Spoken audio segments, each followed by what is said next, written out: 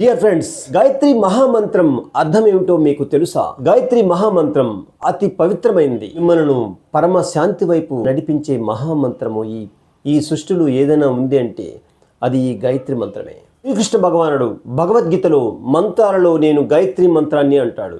ఇంతటి మహిమాన్వితమైన ఈ గాయత్రి మంత్రం అర్థం ఏమిటో మీకు తెలుసా? తెలుసుకోవాలనుందా? రండి.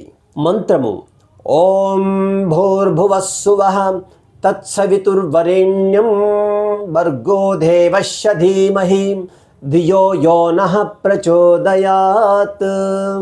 అభినవ విశ్వామిత్ర పండిత శ్రీరామ శర్మ ఆచార్య గురుదేవులు చెప్పిన దాని ప్రకారం మంత్రార్థము ప్రాణస్వరూపము, దుఃఖనాశకము, శ్రేష్టము, తేజస్సు గల పాపనాశకమైన దేవస్వరూపమైన పరమాత్మ మిమ్మల్ని మా అంతరాత్మలో ధరించదుగాక.